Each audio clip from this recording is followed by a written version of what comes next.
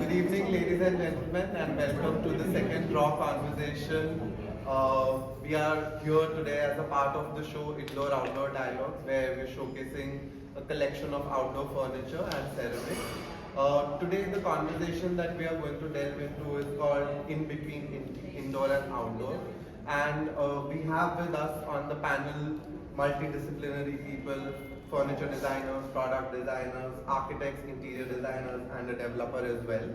And they are going to talk about, this whole in between indoor and outdoor from their perspective, keeping in mind 2025, the silver year of this millennium, and what the aspirations of this city are getting to. We had done a small brief for this talk, and it basically talked about how a courtyard 100 years ago was not just an architectural element, but it was actually something integrated for the social and mental well-being of the people occupying these spaces. It was their haven outside of the public realm, and it was their particular connection to the nature. Now, keeping in mind the shifts that have happened, we've seen that after the 2000s have started, the nuclear families have started staying, and the joint family systems don't work anymore. So, understanding from their practices, from their experiences, we'll understand from them where are we as a city today and what is the definition of a home or a space today for us.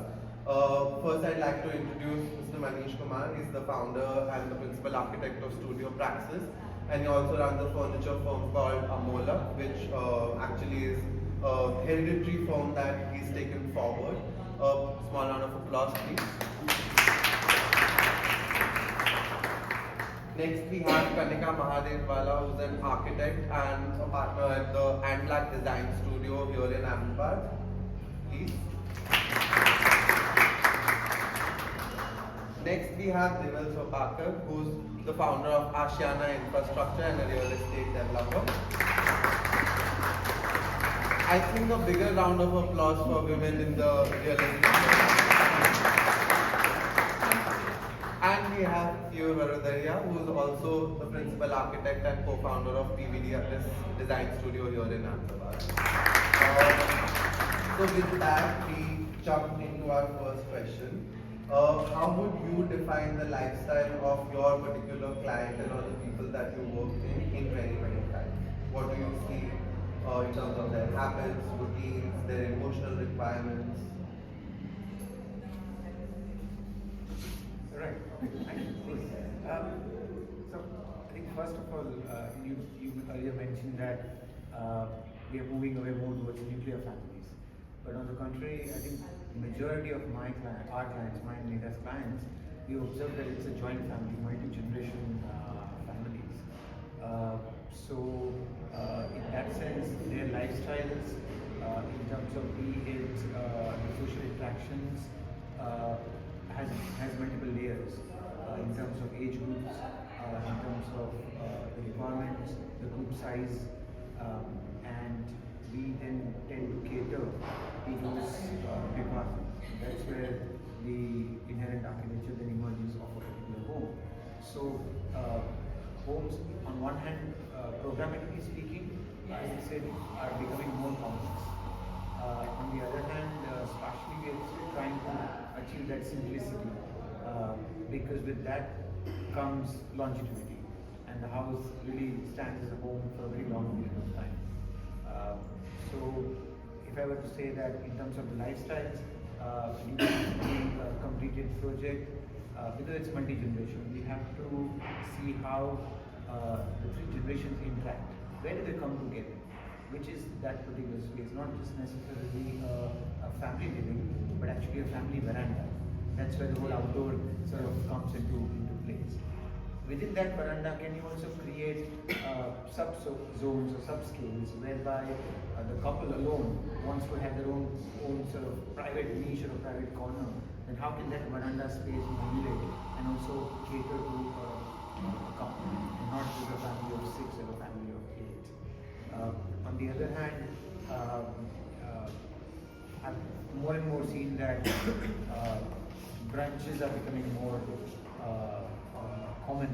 So we actually have clients coming and say that we host brunches almost every fortnight from October to Feb, and hence the living, dining, or the formal drawing and the veranda should be designed such that it's a fluid space.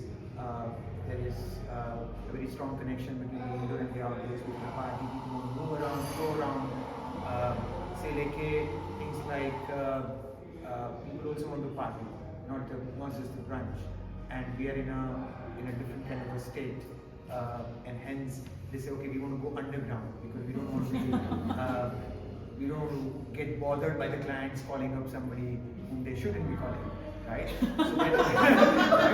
So, right? So how do you design a basement which is not dark, dingy, but which is very spirited, which is very bright, lit, airy, and how can a courtyard, which can go all the way down to the basement, cater not just to these requirements, also, but also the most important requirement is that if something happens, how can quickly people exit from the courtyard and listen to it, right? So these are the things that I think is nowadays very very common, and we enjoy catering to those. That's precisely the brief I gave it to my architect when I was doing my house. So we have that integrated space from pool, swimming pool to formal to merging into the garden. But it's only possible when you have a plot, a private plot, and you can do it. Now as a developer, I cannot offer such free design concept because I have to make my balance sheet look green rather than any other green spaces. And in that, FSI maximization becomes a challenge, and in that case, you could probably do, depends on the project that you have. So either you have a luxury, big luxury like or 3 BHK, then everywhere the balcony requirement and space requirement changes. But having said that, I learned a lesson that when we did our project, I'm talking about 2021, 22, the 3 BHK project, my project got sold out during Corona only because that was the only 3 BHK in satellite with balconies. So that was a big lesson because I think at that time when people were not able to go out, were craving for fresh air or even to look at humans. At that time the balcony came very handy because you can't go to someone's place, but we are so used to seeing human beings around us. At that time, opening up a balcony, seeing your neighbor or someone in the tower opposite you became like a view you crave for, and I think people started understanding the value of balcony at that time.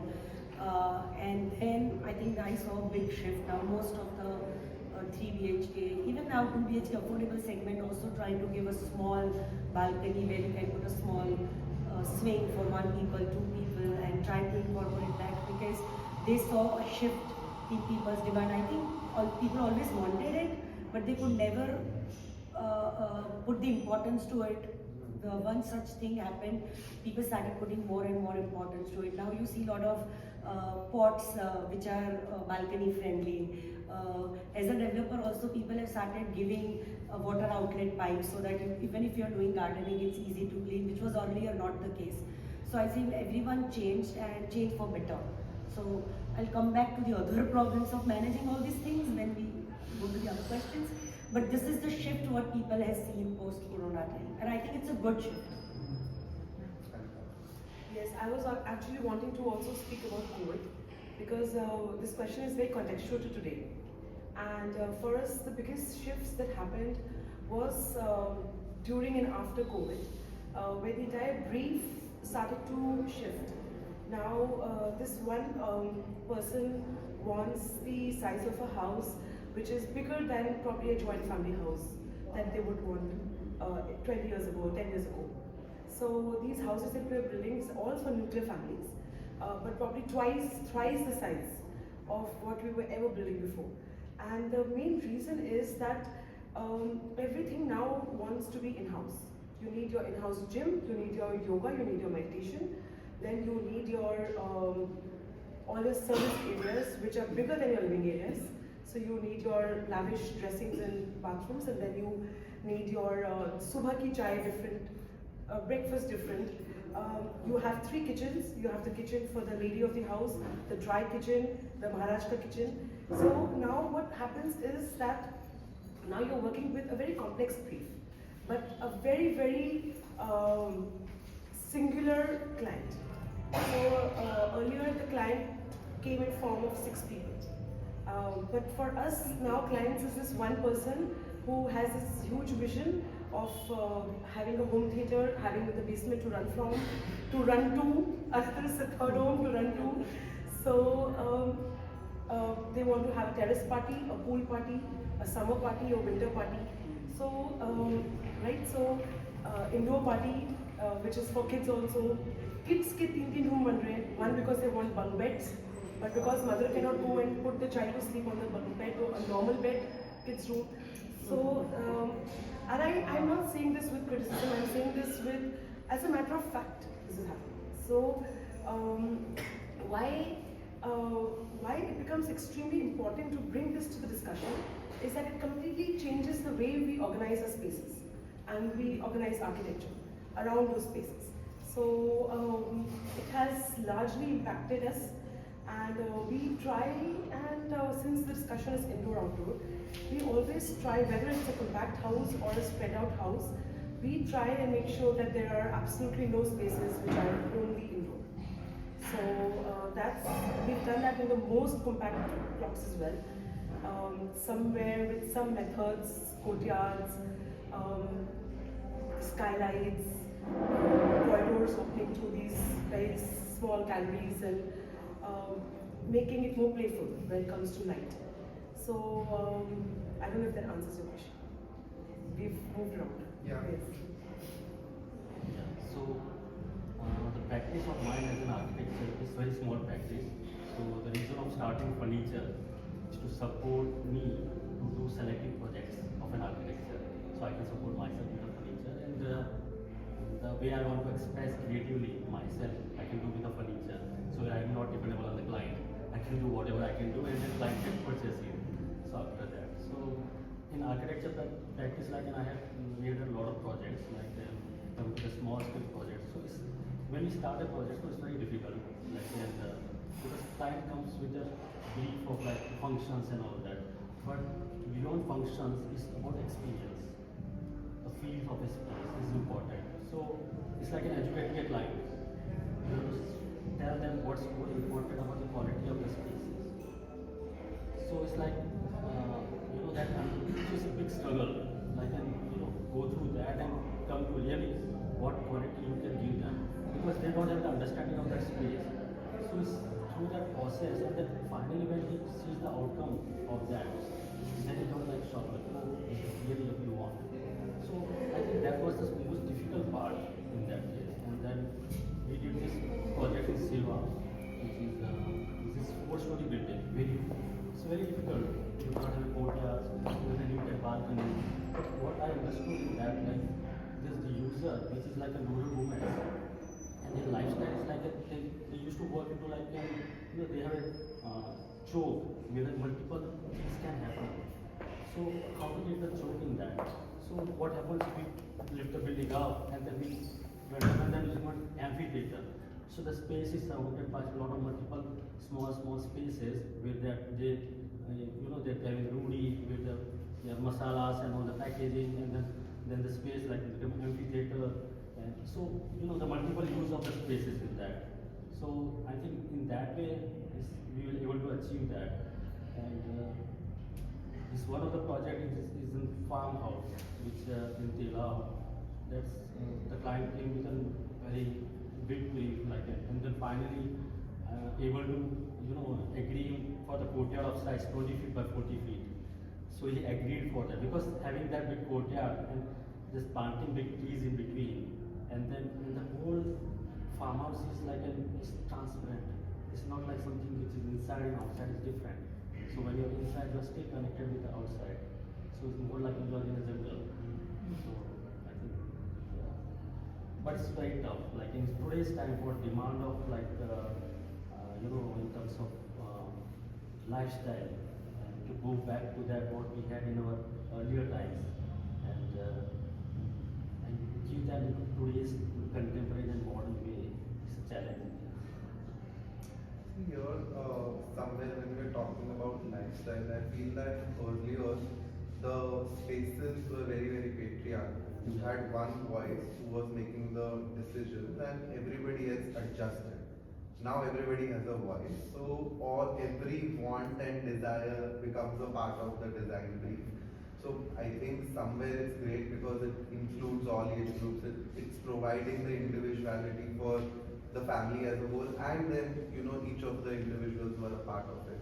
But then when we talk about the lifestyle per se, what do you think is that right now? Like earlier you had certain people who are in the house, stationed in the house, certain people going out. There is a certain timeline for usage of spaces. How do you see that changing? Because after COVID, a lot of work now has happened from home. So we also see new schemes developing where you have like special work from home spaces as a part of your development plan. So what do you think that shift is in terms of the lifestyle? Yes, I think after post-COVID there was this immediate reaction that people do want not just offices but as you mentioned a lot of the spa and health gym and salon and everything inside the house. But I think now lately I'm seeing that people still do ask me that yes, you probably want a bit of a home office. But when I talk to them after a year of occupying the particular house, they're not really using that. It's more like a future proofing कि वापस से अगर Covid आ गया तो हमारे पास एक है office घर से काम करने के लिए, right? But in terms of lifestyle, I would say that people are getting busier and busier. It's up to us as designers to create spaces which reconnect them to nature and also probably to certain older ways of living which you mentioned earlier in the brief, in terms of the way a courtyard is used, the way a veranda is used. So anecdotes, if I talk about one client sending us a handmade card after 1 year of living in that house, and the handmade card also had a message saying that we really like this house because we can always see the sky from any corner of the house. It has a courtyard in the middle of the house, it brings in light and direct sunlight also. There's another client who says that the round dining table I really enjoyed because A, it doesn't have a hierarchy. B, I just sit there and I get the east light coming in, and when I look out I see a group of champa. There's a third client who says that when I get up in the morning from my bedroom and I look out, the lilies in the lily pond are already blooming. So I really enjoy that. So these are, when we say these are all small things, they are actually very, very, very, very important things. How do you create such things where in today's busy lifestyle where you have also a lot of digital exposure, how do you connect back to nature? How do you improve quality of life? I think, as I said, our role becomes very, very limited. But I see people are coming out with creative ideas. So there is a shift in lifestyle. So even though I have currently the scheme that I just concluded, the flat size is for 7,000 square feet and 5 BHK. But I calculated the average size of the family is only 2.5 members. And so they're using 4 bedrooms. As she rightly said, they probably have 1 kid and one pet, which is also a new trend post-COVID. But and wife has a bedroom which is converted to an extended dressing room, and the kid has another room which is a study room, and there's only 1 kid, so they can have 4 rooms split. I think husband is the one who sacrifices the most in terms of space planning, because whenever I have this habit of going, once they shift, I go and give them a gift, a small token of love.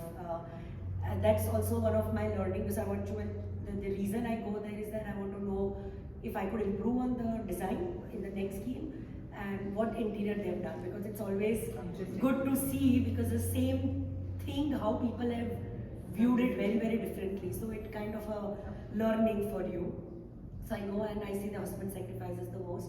kids and wife takes the maximum space. And the fifth bedroom, which is smaller, earlier it is always been said this is my husband's office, but that also gets converted into the yoga room or a TV room for wife because she wants to move around in the house and uses all the space that is possible. But having said that, yes, there's also another shift which is making that now a couple do not have the similar taste thanks to all these web series. So they also want two different TVs. Earlier they all were watching it together, so that's also the thing. Also now a lot of web series, I mean 80% of web series you cannot watch it together with kids, so you also need a private space. So I think people have to create multiple private spaces. In 7,000 square feet of apartment also I've seen only one public space, which is the dining, which is extended to probably a formal or informal living room, and kitchen also people close it now. And rest is all private spaces. Having said that, balconies are still preferred. Having said that, kids area in the garden and no vehicle zones are still preferred by client when they are finalizing the place. I have done the indoor swimming pool only looking at safety aspect of ladies, and after fighting with my architect for a long time, because it does serve two purposes. One is that there is a safety, and now everyone has a smartphone. So would I send my 16-year-old daughter when there is a swimming pool in the middle of the scheme, which is a very prevalent practice, where everyone, even anyone's servant has a smartphone? I would not be comfortable. Also, it occupies and takes a lot of green space because ground floor space is limited.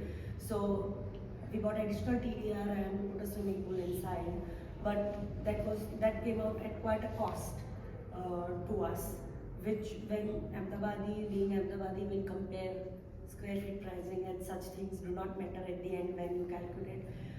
But my conscience was very clear that I want to do it this way because otherwise pura garden hi chala jayega. So then what's the point of doing it? But it's very, very difficult to strike a balance. So you cannot have a larger green space, but whatever green space you can do it. As a developer, we should do it the max. It's possible. I have a question before you move on. Is there a mandate that there is a percentage that needs to be taken in consideration, particularly? So what I see where the discussion is going is that what we are discussing is an elitist problem, yeah, where the more is seeming to be less, you know. And what I think we also want to listen is where there is a this side of a city where we are apartment-based families. Is there a mandate that says that there is an X percentage that is accessible to each plan? Like, is there a X percentage for greenery or outdoor space that you have to follow? No, there's no such thing. But in your Raja Chitti, they mentioned that certain numbers of trees you have to plant. Trees you have to plant. Yeah, but that also I have a big question mark because they Where are not in studied. that is not. I mean, it is there in the books forever, but now with the change in the apartments and more requirement of parking, where you are earlier doing only one basement, you are doing three basements, you need to change the particular of the trees that they are asking for, because now we have to select only those trees. Correct me, there are all architects on the panel, but we have to now plant only those trees which roots goes parallelly down, not expand this way. Now if you look at the original mandate that has come, it has put all the varieties which are compulsory for us to do it, which is not possible. So post we get BU certificate, we remove those trees, which is also not right. But what do we do? So there are fundamental issues. So first of all, you have limited ground space. Then you ask us to increase the margin because your increase is the size of the height of the building.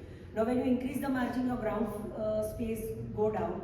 Secondly, if we take a model of say 100 apartments, even though you are part of a city, even though you have a proper developed gutter line system, you still have to put STP. When you put STP, that ground floor space goes down. Now EV charging point is compulsory on the ground floor, so now green space go down. Now even though you have 4 apartment schemes coming out in the same area which are designated because we go by the zonal development, I don't know why they cannot come out with a scheme where transformers can be kept in the middle, where everyone can draw the line. Everyone is required to do transformer and DG set. Once again the ground space go down. You do not have provision for the guest parking because otherwise you put tala and lock the cars which are the guests have parked outside. So once again, good scheme will provide guest parking space inside, your green space go down. Now, how do you manage? And amongst all these things, I don't know whether your clients have come out with this, and I'm facing it, is that when you do a big ground space at a personal level, like in my own bungalow, now what happens, AMC doesn't have a mandate to collect garden waste. They don't have. So when you make a presentation, because I'm part of Kadai body, and when you make a presentation, they don't have answer. They said dump kar do bahar. But kaise dump kar de bahar? So this is what the answer you get. So I don't want to criticize anyone, but if you want to make city green, if you want to make it, I think more indoor-outdoor space merging and all is possible in the private places, but that is also challenge. How do you do all these things? So somewhere you should also help encourage people to make garden, but collect the garden waste. Agar in an apartment they do it, in a private bungalows they don't do it. Tax to sabhi se lete ho.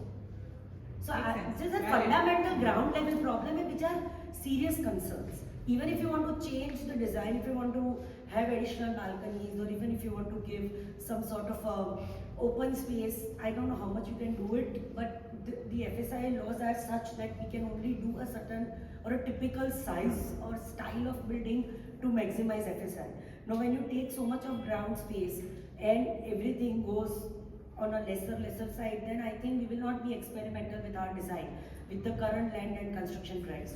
So you will only see similar amount, similar size, similar design. At the most you do textures differently or plantation differently, but once again there are restrictions. So these are practical problems. However, how much you try.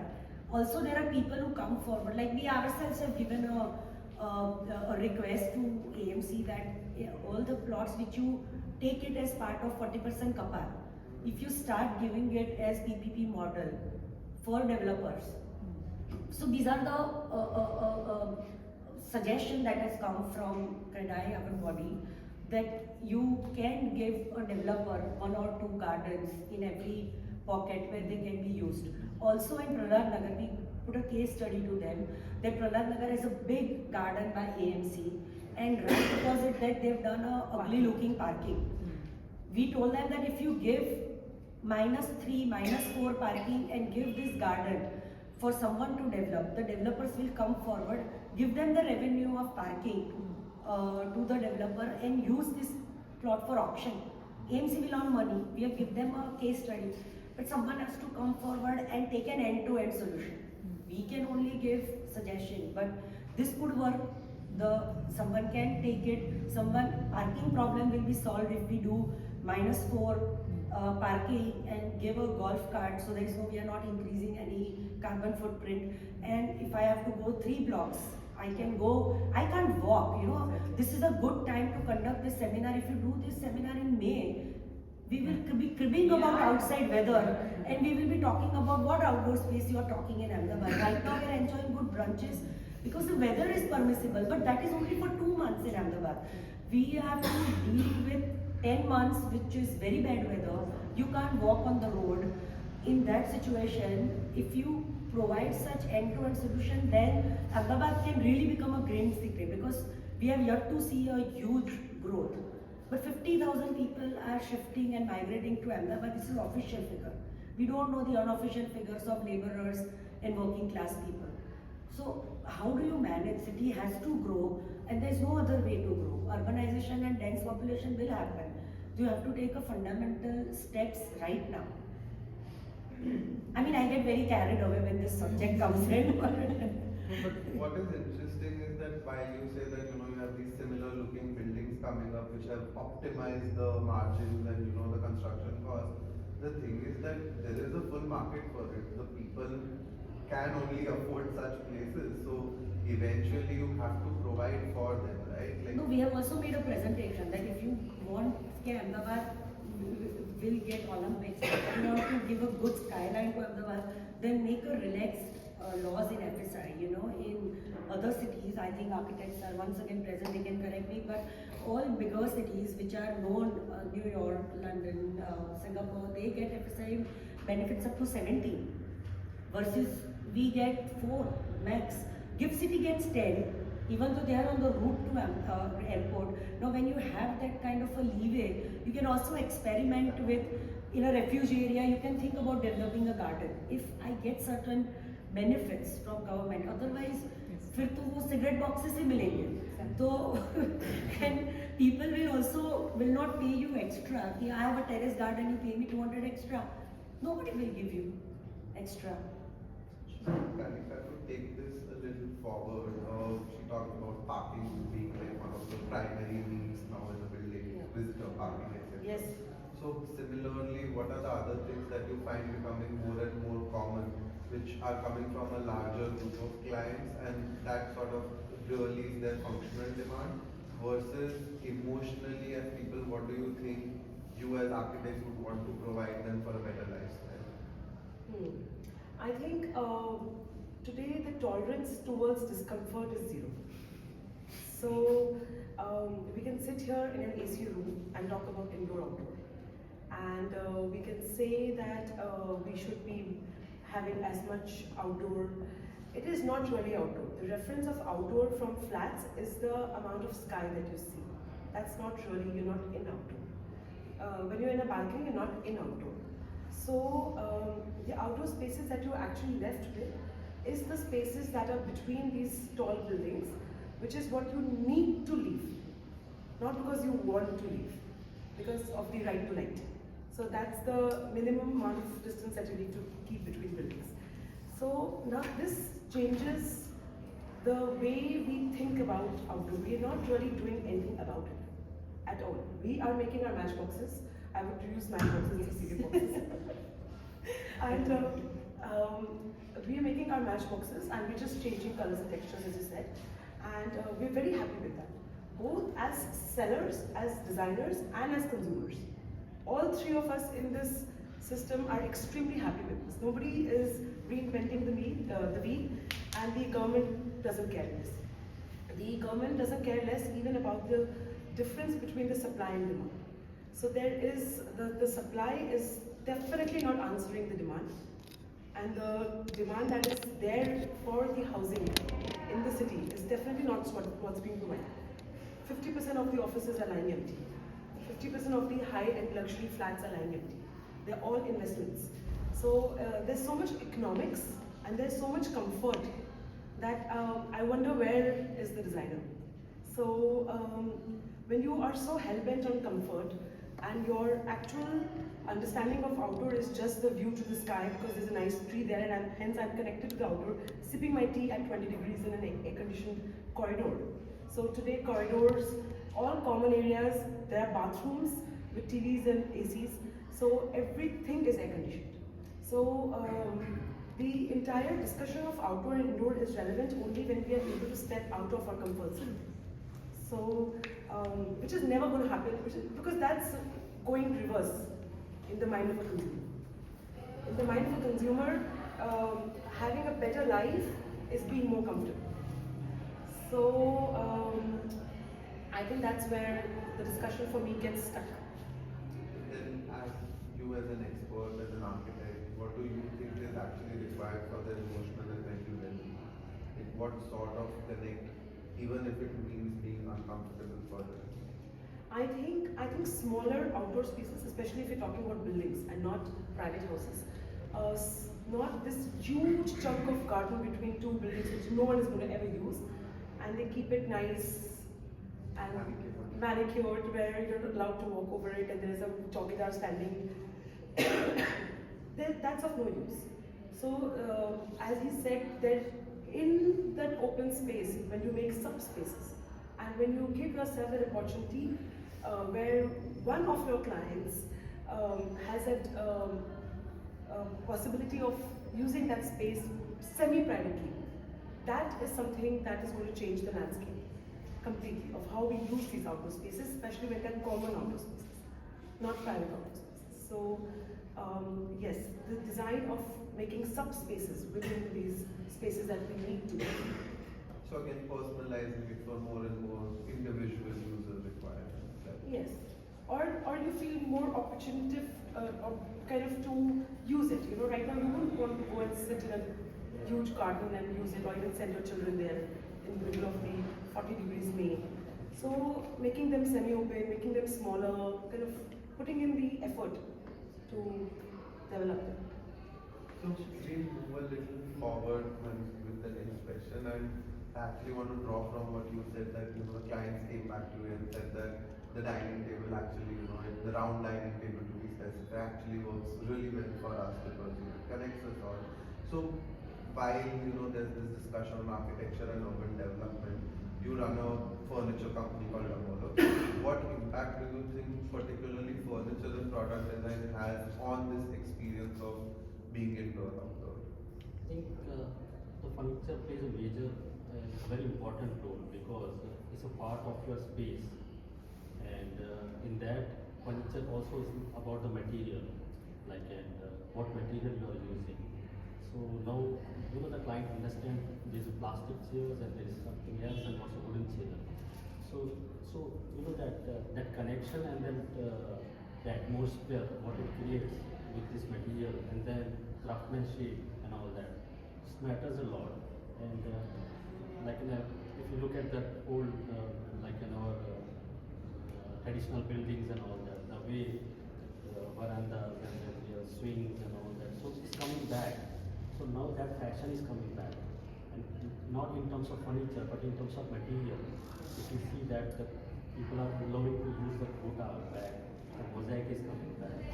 Yeah, so I think it's good that now it's a challenging time for the furniture designers to understand what's the tradition of furniture and what's the modern and contemporary demand of it, and how you convey that idea in that way. And I think that's a But then do you also have this thing that people start using a certain space more because of a certain furniture piece being there, or they start defining their own pocket or space because again it is rooted with a certain furniture piece, that like a grandfather's rocking chair or a swing in the house, especially in Gujarat, a swing in the house. No, I think that restricts, but still, I don't know. Sorry, I not understood your question. So that's like can furniture become a certain space making element? I mean, look at the amount of outdoor furniture brands that exist today. I mean, just look at the one we're sitting on. So, the innovation in outdoor fabrics, the innovation in outdoor materials that look like as if they're indoor. I mean, that's huge, happening like parallelly without the design world, without the developer world. It's happening at the innovation level. So that's happening because people want to go out and sit, and people want their outdoors to be as beautiful as their indoors. So that change in demand itself is a testimony to the changing lifestyles. What would your sort of input be on this? That do you think furniture or product design has that power of creating a space or giving people that whole idea of a space? Yeah, because we moved a long way from plastic chairs. Outdoor furniture was always about plastic chairs, but now we have so many products in the market, and even a simple thing like a two-way swing, a beautifully designed two-way swing. Many options are available. It works wonders when you want to be connected at times to you want to be in the veranda, but you want to be connected to the bedroom space, maybe not the garden space, right? So that's a very small example. But then again, because a lot of my clients, they like to entertain their friends also in the semi-open veranda spaces. Hence the selection of furniture, the design, language of it, its robustness in terms of UV as well as rain, its the variety of textures and upholsteries, all that sort of comes well together to make that outdoor veranda a beautiful space, as you mentioned, where you would like to host people. So a big scope for outdoor furniture. Someone should only know when so the pigeons and monkeys. It's a real problem. Till I give away all the possession, that's the problem, right? I'm managing not only my house, I'm managing everyone else's house. Till I give the possession, so it's a major issue. Somewhere down the line, we need to innovate on that. Pigeon poop something to keep No, in mind. There's a we lot are of coming innovation to their happening there space, as so well. they will come. There's a lot of innovation happening at the pigeon net level as well. But that is pigeon net. Once again, you are restricting. So something, if you want to keep it open, you know. You have to deal yourself. Yeah. You have encroached on the animals. Yeah, exactly. We have gone into their place, so they will come to our place. Because it again goes back to nobody wants even a tad bit of discomfort. Yes. Yes. You know, that's Yes. absolutely out of question. You want that stress-free life where you can wake up, go to your work and come back and find your perfect house like that. Yes, yes. No, When I no, was no. growing up, for example, the house was spick and span and we were very particular घर कैसा होना चाहिए. But जो बाहर जो कीन वाली कुर्सी थी, वो तो बेकारी थी. वो तो कभी भी अच्छी देखी. I have never seen a good cage. Now I have seen memos, but in my growing up years, that cane chair at the entrance of the house was a disaster with those pigeon ki things on it and everything. So उसी पे चाय पीते थे my grandparents. And so that importance has changed now. Because one pigeon and people start posting messages. कि lungs का cancer ही हो जाएगा. You know, all this WhatsApp group in a 100 society apartment. You see one person and then everyone puts thumbs up and everyone starts sharing the story. It's a disaster as a developer. Then you run after that pigeon because you don't want to matter to go off hand. You know, that's really a big thing. That WhatsApp has also damaged. Where that discomfort, किसी की life में भी ऐसी discomfort चल रही है, वो तुरंत पब्लिक में आ जाती है. So there's no way I you think stop. our relationship with the road, with the outdoors has changed. So when we move away from the format of living in holes, when we move away to living in Shela and Tilab, then we inviting a certain amount of problems. So when we go from high density to low density, we are bound to go through this problem. And then there is this societies in the middle. So there is poles, there is societies, and then there is this private residences. So each of them have their own relationship with the road, with the outdoor. I mean the usable outdoor, not the private outdoor, which is like a public outdoor. So that is where this discussion comes in. So people used to probably sit and kato their subsidies on the otla. Tab pigeon ka problem nahi tha. But that's because it was high density. And high density had its benefits of living together, community living. Tab you do not even require the veranda. That itself was your veranda, that itself was your chai space, everything together. So now we need to give these various spaces Names. separately. I think it's very important in today's time with the lifestyle we have developed. It needs to be changed that. As important, it's a challenge for a designers. Like you have to believe into that lifestyle. Like it's simplicity, what we have liked before. And you know that in today's time you need space for everything. You need room for TV, you need room for gym, you need multiple things, and you don't know how to connect with the nature outdoor. And you're like it's become a screen where you are looking outside greenery and you say you are connected with the nature. You don't know that connecting indoor and outdoor means like you are controlling your microclimate. Yeah, you don't need the ACs, you don't need anything. I know that the outdoor the climate is maybe like in 48, but when you create your own zone, so it controls the climate in that case. So I think it's very important. Like I had a very tough time, like educating clients every time. And one of my experience where I was designing office. So for an emotional being, is material also play an important role. Like a material like quota, material like natural materials, wood and all that. So I was telling him to use the wood, and he took me to his Vadodaria, and that Vastu guy told like, अरे sir आप wood क्यों use कर रहे हो? Aluminium पे figures आते हैं ना wood के. Then at that moment I was like, क्या है? Your job is done. No, you have to just tell me Vastu का thing. Then you know that at that moment. I'll take a number and give you some 5 replies. And at that moment, what I asked him, Very good at I replying. just told him he was wearing some gold locket, and I told, is this gold? Yeah, it's gold. So why gold? Aluminum पर एक ऊपर gold लगा दो ना.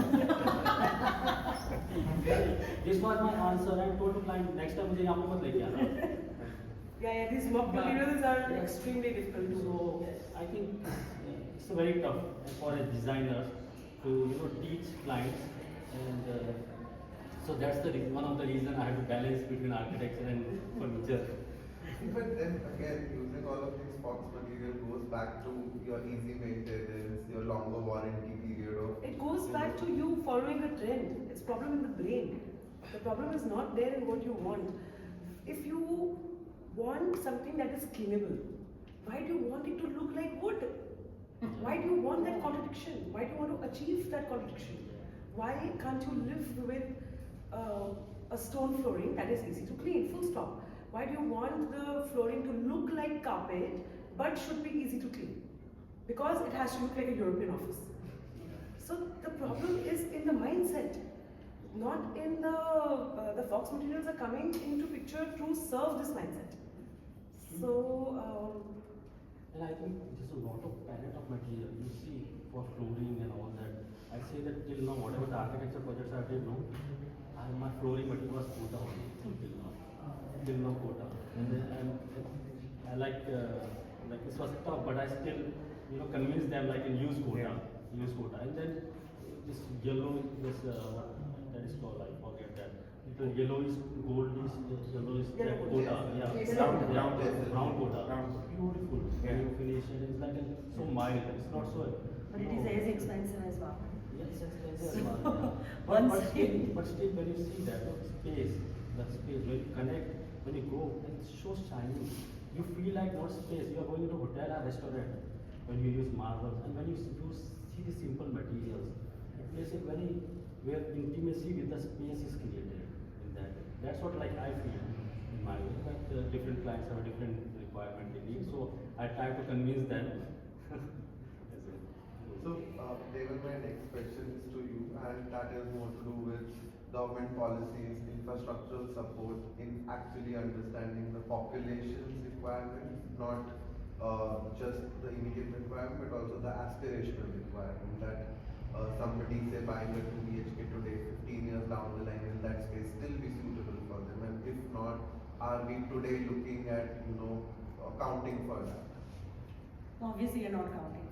We are not even counting for migrating population right now. Policy needs to be changed. I'm not saying there are not work that is going on. There is work going on, but the kind of migrating population that is coming up, plus our own population growth, plus the aspirational, because people would think that currently my daughters are sharing a room, but in 2 years they won't share. So I don't want 3 BHK, I want 4 BHK right now.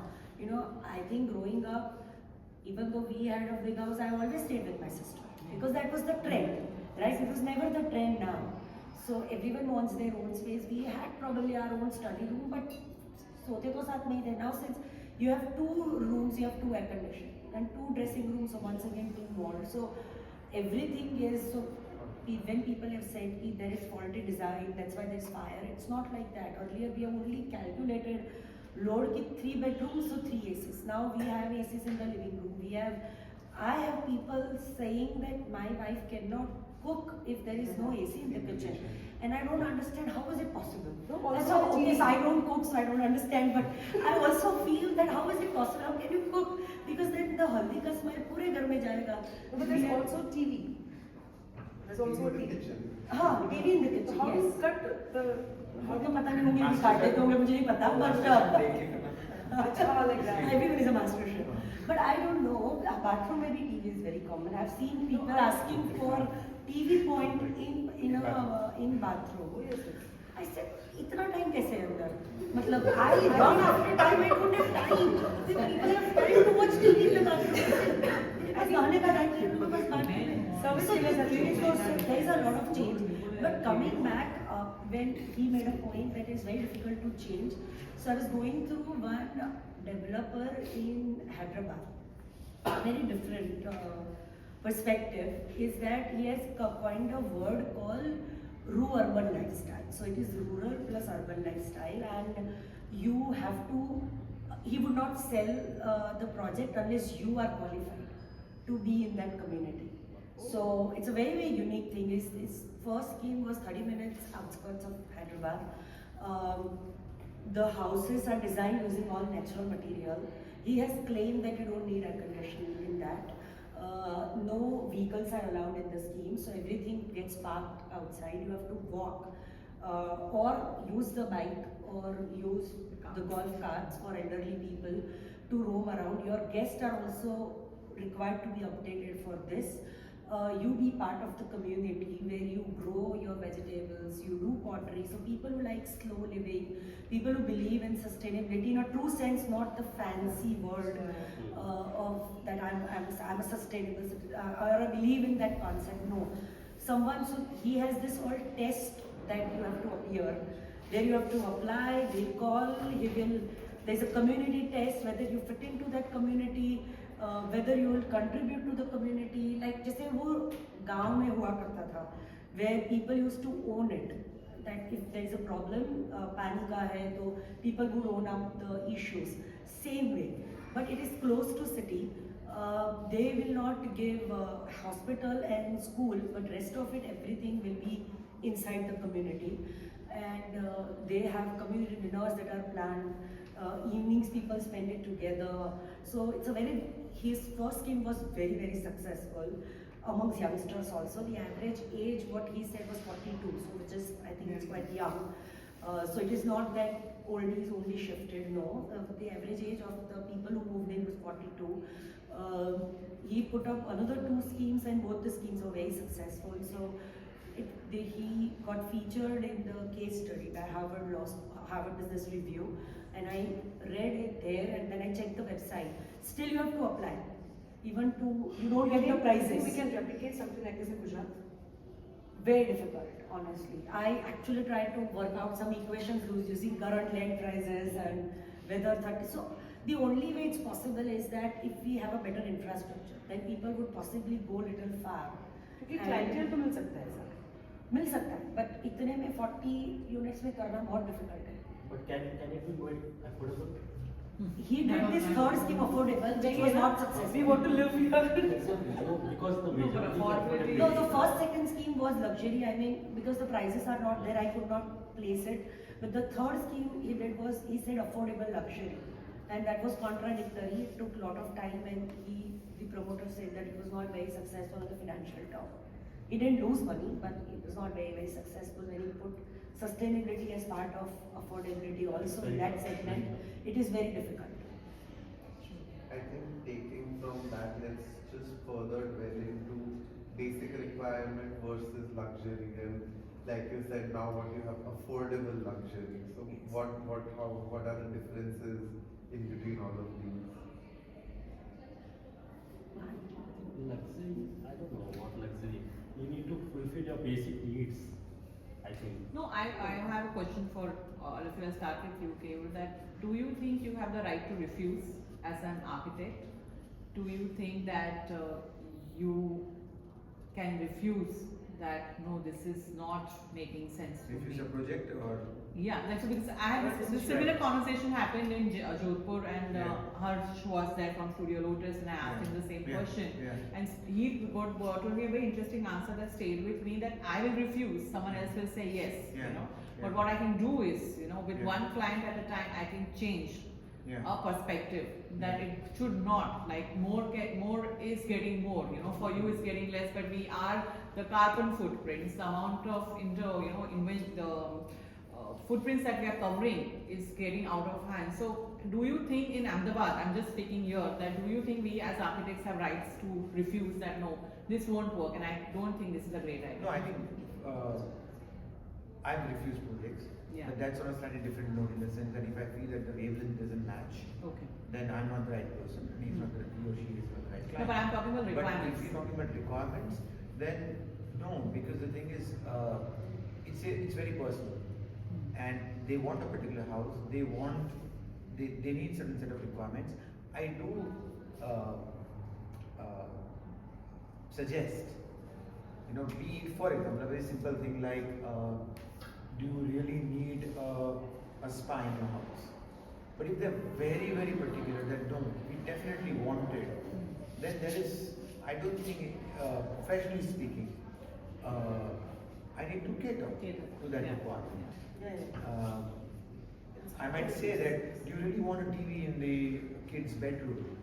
But eventually if they say, no, we definitely want, then fine. You have to cater to the No, but I think this is absolutely right. But we definitely, I mean, especially Jolant and I, when it comes to TVs, we really push it till the end.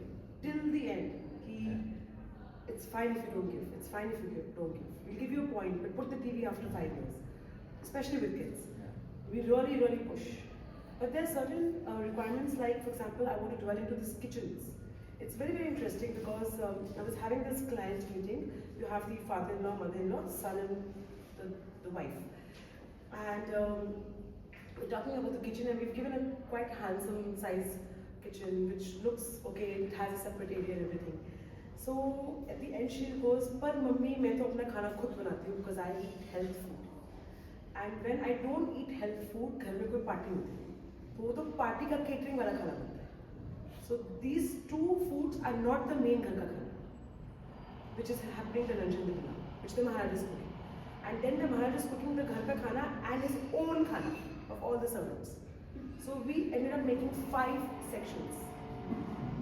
What Because is the health food, about? Like, what because is the the talking about? Like, yes, we have, yes, I've seen it in multiple houses. yes. So the That's what I'm saying, that where are we, like, the usage, there's no end to it. There's no There end. is no end to it, and do we have the right to where refuse? things have helped Yeah. is because at times clients do look up to the architect. Yeah, Yeah. that's what I'm coming at, that when we Guidance, get, yeah, right? exactly. Because they have seen probably 10 different houses in Yeah. reality or on Insta or YouTube, and then they come with all sorts of ideas. कि अभी हम California जाके आए तो वहाँ पे ऐसा कर देगा तो उसमें ये भी था. Yeah. तो then we have to sometimes we have to play games also. कि maintenance कितना होगा? Yeah. ये you know you have Yeah, to yeah, kind it of makes play sense to with them, yeah. a lot of other ways to convince them. And one thing that has helped is I tell clients is let's design a house for 360 days and not the remaining 5 days. Yeah, So what you're going to be using for 365 days in a year, let's focus on that. Those 5 days, let's not talk about it. True. And that has helped. that helps. That helps. Yes. No, but this is though in private residences. I have clients coming in and asking that my sister's apartment has this much kitchen and this has that bedroom. I said, now calculate. It is 9,000 square feet. You have come to 7,000 square feet. So they want everything, what they see, they keep writing without adding it up. And then there is always issues. Yeah. Now either you do private residence where you can do everything. So they come and then people come in residence, 10 people come and advise. And मुझे लगता है आधे चीज तो गलत ही advice देते हैं. But they come and they give advice which is not working out for the family. You know, family has to sit together and decide. And decide also not in terms of money, also in terms of their immediate requirement, because you have not seen what is going to be 10 years, 15 years down the line. It's for asking it too much. And I personally feel, I mean, I know it can be controversial, is that none of these buildings are more than 20 years now. With the kind of quality of construction materials that is coming up, you cannot say that my 3 generation will stay in this house. It's impossible. It's impossible. So I think we have to look at our generation only and design it and restrict it also, the demand that. But it's quite tough because as you said, people will go to everyone's house, they want every furniture, whether the language is matching or not, but uske ghar pe wo swing tha mujhe bahut pasand hai. Well, look at your language, doesn't match, but fine. I don't mind actually. Really into swings, huh? Yeah, I'm into She's swings. talked about swings like a 10 times. She knows my story. That's okay. Sitting on a swing. Sitting on the swing. Alright, so that brings me to my last question. If you can, in a line or two, just tell us what homes mean to you personally. What does your home or your space mean to you personally? What's the relevance in your everyday At a life? personal level, like not for the client. No, not for you. For you. Kanika. For Kanika. So I am an extremely small footprint person. Where bus chale to everything should be at a hand's distance. Where I don't have to walk in my house. And I absolutely live by that. Because then you hire people to maintain that distance and then it's just never ending. I think for me, a small footprint where all my needs are met is a home for me. That's joy. Sweet. That home is yours. So actually I'm an artist by heart. So I'm a sculptor. I do paintings. So my whole practice is like working as an artist. So I always connected with the nature. So before I have my office like in Ahmedabad and workshop in Bhutan, now I shifted to a farm where I see farmers every day doing farming. I see peacocks, and so I always like need some small space which is surrounded by like a nature, and I do my own farming. I'm happy with that. I do less projects and in the way like and then do furniture and done. Like this. Perfect. Perfect. I just shifted to a new house, so You can't say. yes. But I think I felt that it's a third baby between me and my husband. I always claim it. But a lot of time when we started the project, people said, "Oh my God, you will fight with him," and also initially we did fight. But over the time, I believe that we grew much stronger because we were doing something so beautiful together. And there also I went on what he said that 360 days का देखो. So I said हमारे घर में 5 ही दिन कोई guest आता है, वैसे तो कोई आता ही नहीं है रहने के लिए, because कोई होता ही नहीं है घर में. So I said no one comes, so we didn't do the guest bedroom, which was like everyone came in question. I said no one comes, why should I do it? फिर वो bathroom कौन use करेगा? Because I know using that bathroom is a big exercise. Then why should I leave the bathroom that I did it for myself? I have to go and do it.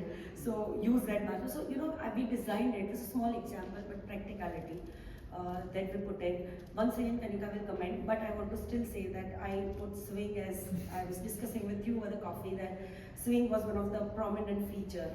So before I did it, I got a one swing from Kanika. 1 year before. The house was No, built. actually 3 years before.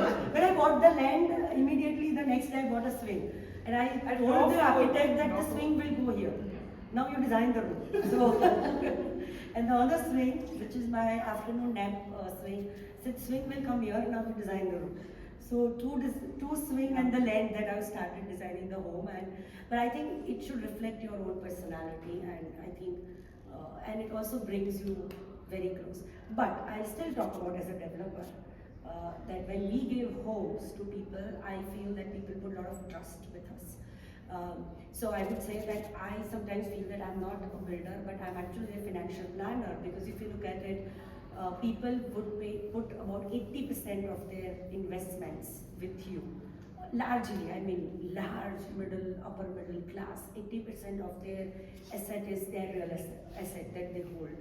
So when you are managing their 80% of the investment, you are better than financial planner for them. So I think you have to be very, very honest when you are dealing with that in terms of ethical, in terms of delivery, in terms of quality. How much you can do it in all the negative point that I talked about working in the space. This is where your honesty and your integrity comes in, and that's why I feel that when you've given home to someone, you are getting a lot of blessings from them. That's as a developer. I think a home for me would be something which is extremely minimalist, something which is subdued, something which is a heart in it.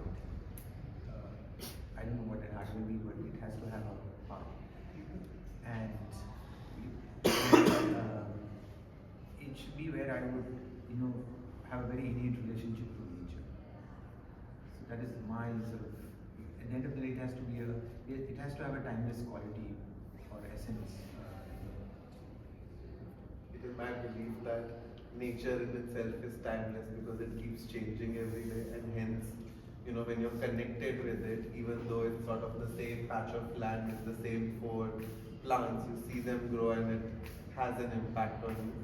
With that, I would like to open the questions to the audience if any of you would like to. We encourage you to. No. That wasn't a question. I hope this discussion was not too academic.